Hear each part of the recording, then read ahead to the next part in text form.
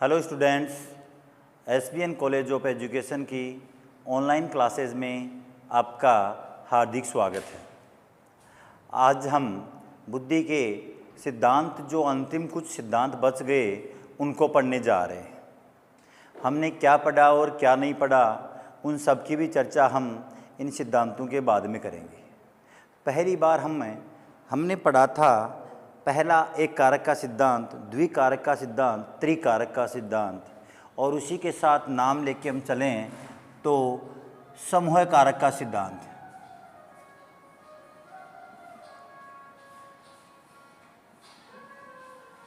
समूह कारक का जो सिद्धांत है, इसमें एक अलग ही विचारधारा पर अपने आप को प्रकट करता है। इस समूह कारक के सिद्धांत के प्रतिपादक थ्रस्टन हैं।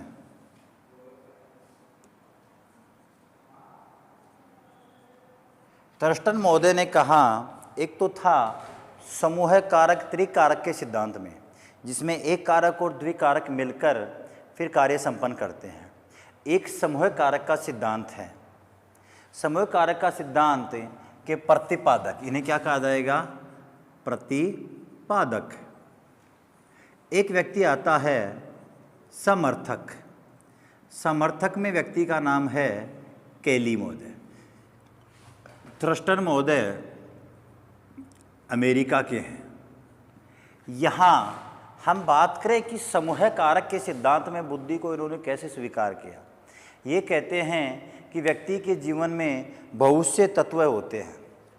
व्यक्ति के जीवन में बहुत से तत्व होते हैं।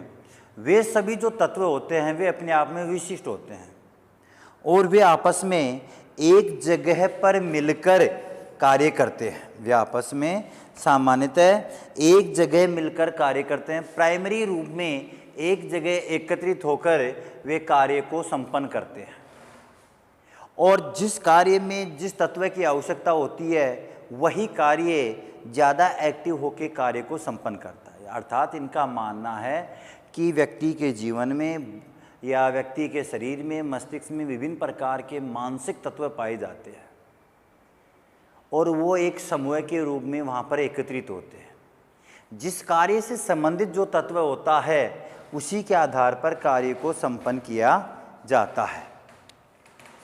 अब यहाँ प्राथमिक जो तत्व होते हैं वो समूह के रूप में रहते हैं। इसी कारण इस सिद्धांत का नाम प्राइमरी मेंटल एबिलिटीज, प्राथमिक मानसिक योग्यता भी पड़ा है। तो इस सिद्धांत का दूसरा नाम है प्राथमिक मानसिक योग्यता का सिद्धांत। यहाँ ध्यान देना, प्राथमिक मानसिक योग्यता का सिद्धांत थ्रस्टन के सिद्धांत को ही कहते हैं, और उन्होंने अपने सिद्धांत में एक बुक लिखी थी। उस बुक का नाम भी सिद्धांत पर आधारित है,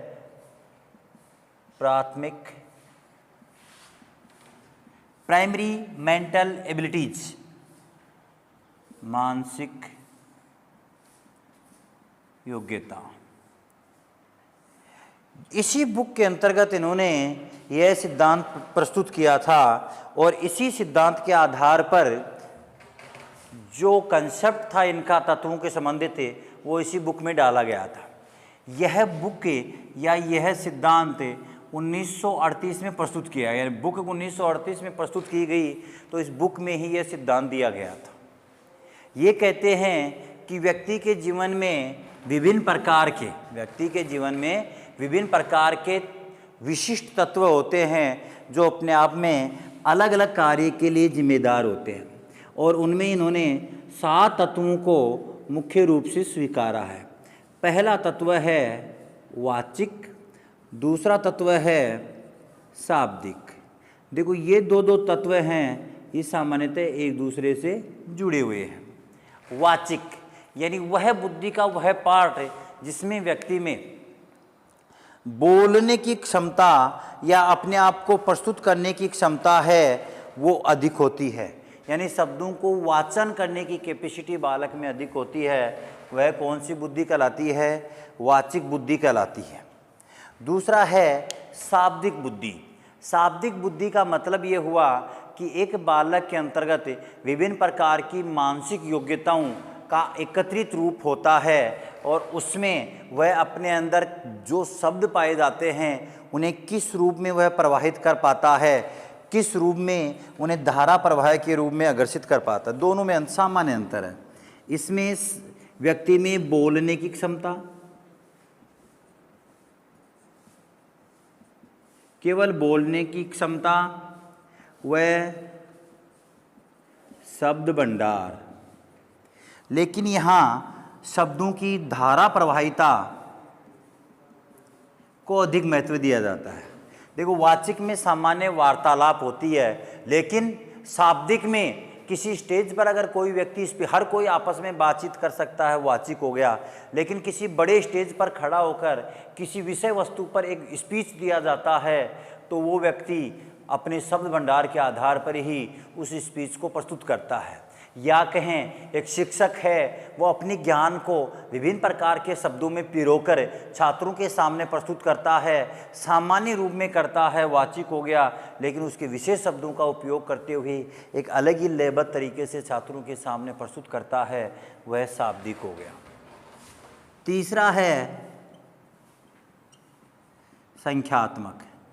संख्यात्मक का मतलब है बालक में कैलकुलेशन करने से संबंधित योग्यता, वह बालक में तर्क वितर्क करने की क्षमता, तार्किक क्षमताओं का विकसित रूप, सोच विचार करना, तर्क वितर्क करना, चिंतन करना, ये सभी जो व्यक्ति आते हैं या क्रियाएं आती हैं वह संख्यात्मक में आती हैं। चौथा तत्व है वो देशिक है।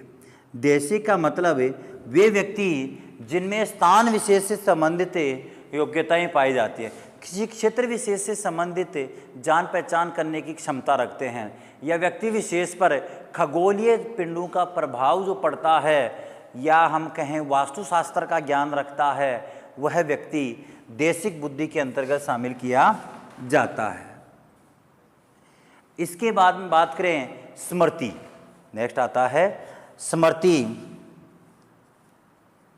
यानी व्यक्ति अपनी विभिन्न प्रकार की मानसिक योग्यताओं को कितना याद रख पाता है, वह किस तत्व में शामिल होता है? स्मृति में। जो व्यक्ति जितना अधिक है अपने अंदर पुरानी अनुभवों को स्टोर रख पाता है, उसकी बुद्धि स्मृति बुद्धि के तत्व की दिखता पाई जाती है। नेक्स्ट है प्रत्यक्ष गति।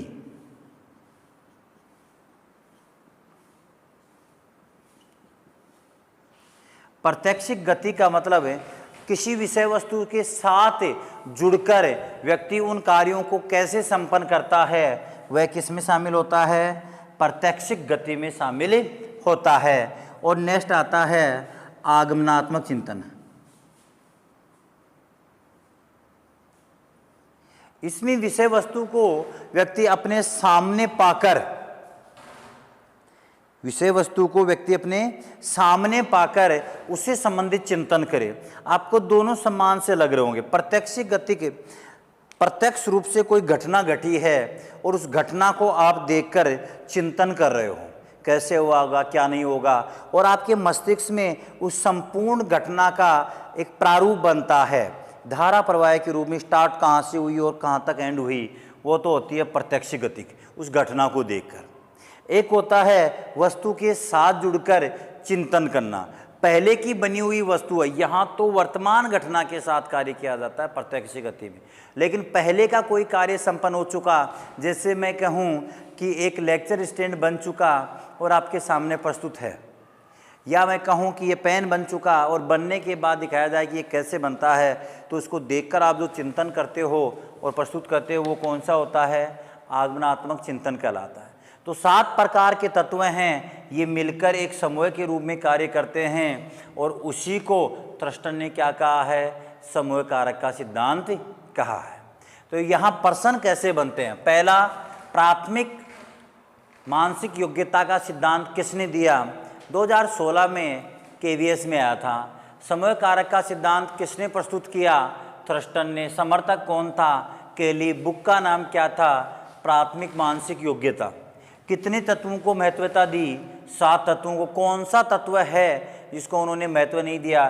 तो ये सातों में याद रखना पड़ेगा। पहला है वाचिक, दूसरा है शाब्दिक, तीसरा है संख्यात्मक, चौथा है देशिक, पांचवा है स्मृति, छठवां है प्रत्यक्ष गतिक और सातवां है आगमनात्मक प्रकार की बुद्धि को माना जाता है। तो ये तो हमारा है थ्रस्टन का समूह कारक का सिद्धांत। ठीक है, इसके बाद में हम दूसरा सिद्धांत लेके चलते हैं।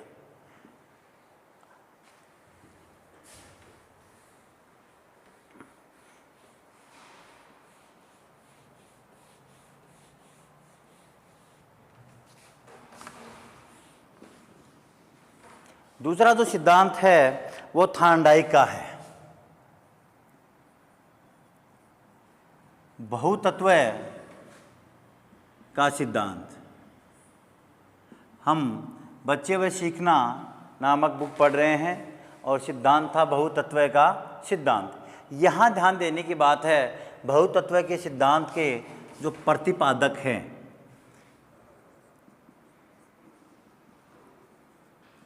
वो थार्नडाइक हैं। कौन है? थार्नडाइक हैं। इसके और भी नाम हैं, बुद्धि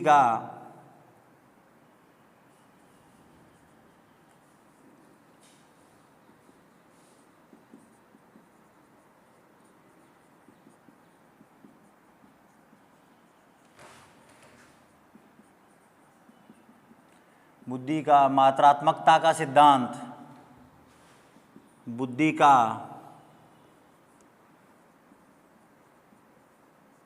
परमाणु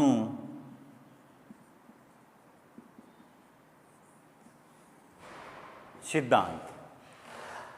हम यहाँ बात करें, इसे बहुकारक या बहुखंड का सिद्धांत भी कहा जाता है। बहुतत्व और तत्व को हम क्या कह सकते हैं? कारक भी कह सकते हैं। यहाँ ध्यान देने की बात, ये तो उपनाम है। बहुतत्व का सिद्धांत कहें, बहुकारक का सिद्धांत कहें, बहुखंड का सिद्धांत कहें, मात्रात्मकता का सिद्धांत, परमाणु का सिद्धांत। प्रतिपादक कौन थे? थार्नडाइक थे। यहाँ मैं आपसे बताना चाहता हूँ कि थार्नडाइक की बुद्धि से संबंधित दो विचारधाराएं प्रस्तुत थी। पहले रूप में थार्नडाइक ने स्पीयरमैन के सामान्यतः जी कारक को अस्वीकार किया और उसने थार्नडाइक के एस कारक को स्वीकार किया था। एस कारक का मतलब है कि थार्नडाइक का मानना है कि एक व्यक्ति विभिन्न प्रकार के कार्यों को संपन्न करता है। उन विभिन्न प्रकार के कार्यों में वह विशिष्ट तत्वों को महत्व देता है। वह कहता है कि व्यक्ति जो भी कार्य करता है उन कार्यों में उसके विशिष्ट तत्वों का अहम योगदान होता है। जैसे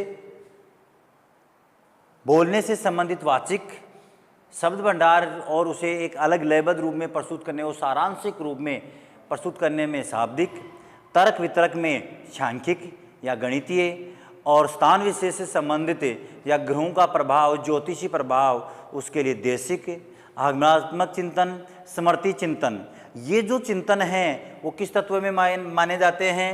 विशिष्ट तत्व में माने जाते हैं। अर्थात थार्नडाइक ने अपने सिद्धांत में दो प्रारूप प्रस्तुत किए हैं।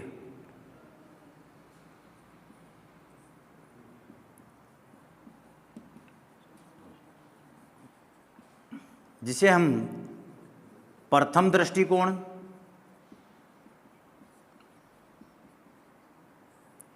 प्रथम दृष्टिकोण में उन्होंने स्पेसिफिक फैक्टर को स्वीकार किया है, अर्थात बुद्धि के निर्माण में विशिष्ट तत्वों को अहमियता दी है। बुद्धि के निर्माण में विशिष्ट तत्वों को अहमियता दी है कि प्रत्येक कार्य से संबंधित एक विशिष्ट तत्व होता है जो उन कार्यों को संपन्न करता है।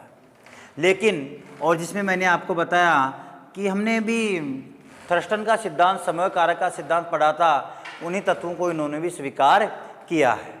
लेकिन इसके बाद की बात करें कि दूसरा दृष्टिकोण क्या था, तो दूसरे दृष्टिकोण की बात करें तो इन्होंने, पहले और बता देता हूँ मैं।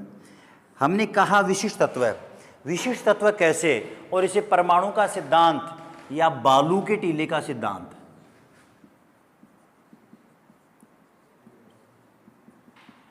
क्यों कहते हैं?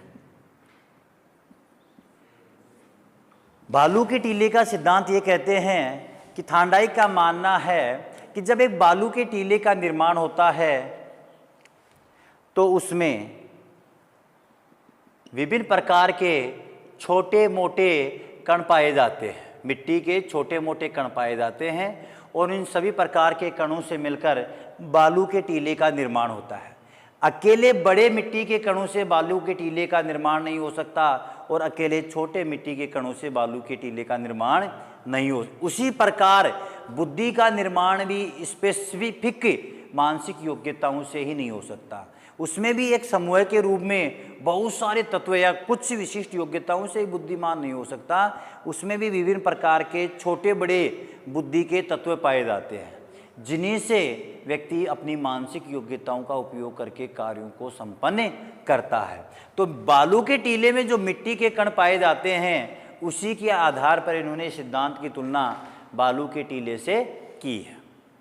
थांडाइक महोदय ने परमाणु का मतलब एक कण दूसरे कण से मिलकर एक बड़ी प्रोसेसिंग करता है, उसी प्रकार व्यक्ति की एक मानसिक योग्यता दूसरी मानसिक योग्यता का सहारा लेकर एक बड़े कार्य को संपन्न कर देती है।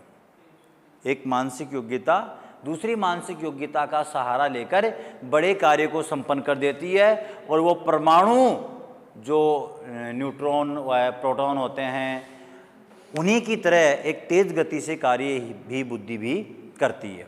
बाद के दृष्टिकोण में या द्वितीय दृष्टिकोण में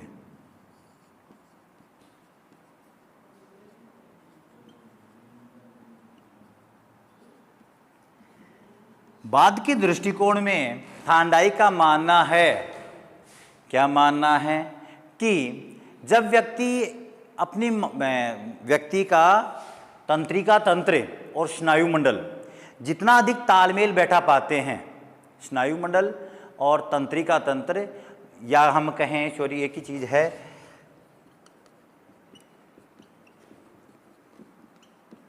वह मस्तिष्क, व्यक्ति का स्नायुमंडल वह मस्तिष्क दोनों जितना अधिक आपस में तालमेल बैठा पाते हैं, जितना अधिक क्या बैठा पाते हैं, तालमेल बैठा पाते हैं, वह व्यक्ति उतना ही अधिक बुद्धिमान होता है। यानी व्यक्ति अपने मस्तिष्क द्वारा या कहें मानसिक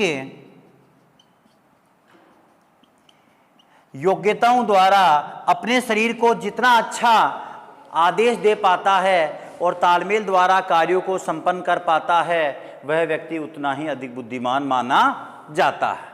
यह है बहुतत्व का सिद्धांत। यहाँ क्वेश्चन क्या बनते हैं, दो प्रकार के क्वेश्चन। पहला तो नाम से कि परमाणु का सिद्धांत किसका है, बालू के टीले की से तुलना किस व्यक्ति ने की, थांडाइक ने। मात्रात्मकता का सिद्धांत किसका है, थांडाइक ने स्पीयरमैन के किस कारक को स्वीकारा है, तो थांडाइक ने स्पीयरमैन के एस कारक को यानी विशिष्ट तत्वों को स्वीकारा है। लेकिन बाद में इन्होंने मस्तिष्क व स्नायु मंडल के मध्य जितना अधिक तालमेल जिस व्यक्ति में अधिक होगा वह व्यक्ति उतना ही अधिक बुद्धिमान माना जाता है। ये किसने कहा था, थांडाइक ने। तो आज के लिए इतना काफ़ी है, बाकी देखते हैं नेक्स्ट वीडियो में।